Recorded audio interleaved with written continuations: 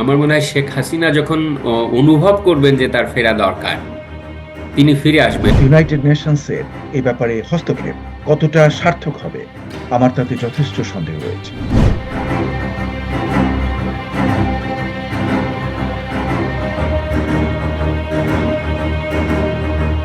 প্রধান উপদেষ্টার আমন্ত্রণে 4 দিনের সফরে বাংলাদেশে আছেন জাতিসংঘের মহাসচিব আন্তোনিও গুতেরেস। তার এই সফরকে কেন্দ্র করে শুরু হয়েছে নানা ধরনের আলোচনা।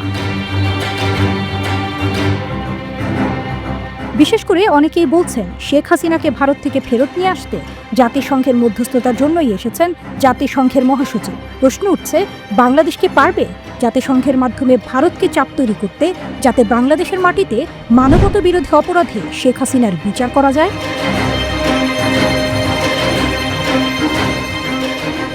জাতিসংঘ মানবাধিকার দপ্তরের ফ্যাক্ট ফাইন্ডিং মিশন তাদের প্রতিবেদনে জুলাই-আগস্ট গণ অভ্যুত্থানে প্রায় 1400 মানুষ মারা যাওয়ার তথ্য দিয়েছে।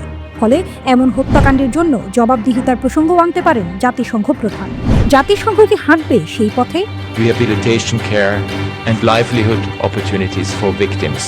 আবার প্রশ্ন উঠছে, এই জাতিসংঘ গত 15 বছরে শেখ হাসিনার প্রশংসায় ছিল পঞ্চমুখ। তারাও কি হাসিনার অবৈধ শাসনের অংশীদার নয়? শেখ হাসিনাকে বাংলাদেশে ফেরত আনা ও ভারতকে আন্তর্জাতিক চাপে রাখার প্রশ্নে নানা ধরনের সংকট দেখছেন আন্তর্জাতিক সম্পর্ক বিশ্লেষক ও আইনশাস্ত্রের শিক্ষক অধ্যাপক মাসুম বিল্লাহ। প্রফেসর ইউনূসের আগের যে সকল বক্তব্য ভারতের সঙ্গে সম্পর্কের ব্যাপারে, আজকে তিনি যেভাবে সমুদ্র সম্পদ ব্যবহারের কথা বলে একটা কথা বলতে চেয়েছেন যে 7 সিস্টার্স সেখানে লাভবান হতে পারে, আবার কিছুদিন পরে তার চীনে সফরে আছে।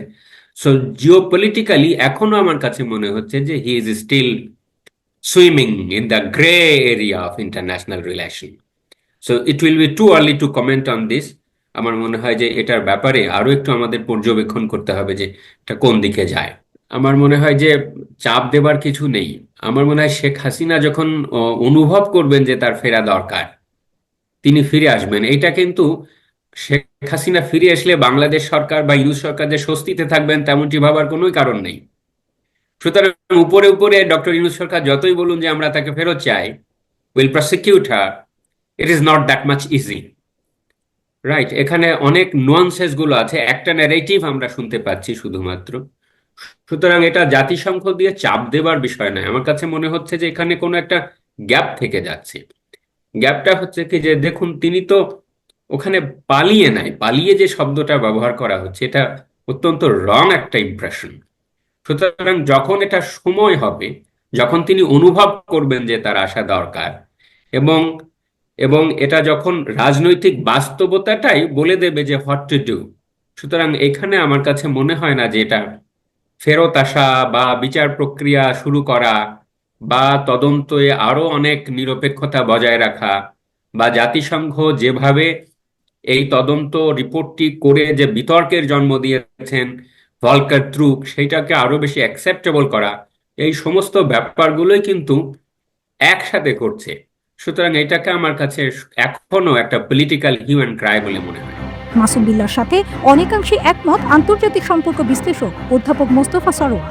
বাংলাদেশের সঙ্গে ভারতের একটা এক্সট্রাডিশন ট্রিটি রয়েছে। সেই ট্রিটিতে যে জিনিসগুলো আছে ভারত সেটাকে ফলো করার চেষ্টা করবে, অ্যাটলিস্ট তারা মুখে তাই বলছে। হ্যাঁ, এখন আমরা তো বেনিফিট অফ ডাউট দিতে হবে। সেক্ষেত্রে আন্তোনিও গুতেরাস যে এ ব্যাপারে হস্তক্ষেপ কতটা সার্থক হবে আমার তাতে যথেষ্ট সন্দেহ রয়েছে। কারণ এটা সোভরেন, দুটো সোভরেন কান্ট্রি, বাংলাদেশ এবং ভারত, এটা তাদের ভেতরের একটা ব্যাপার।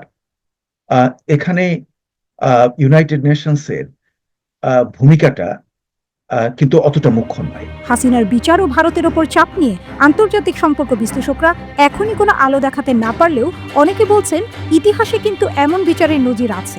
বিশেষ করে দ্বিতীয় বিশ্বযুদ্ধ পরবর্তী নুরেমবার্গ ট্রায়ালের মাধ্যমে কিন্তু অনেককে ভিন্ন ভিন্ন দেশ থেকে এনে সাজা দেওয়া হয়েছিল।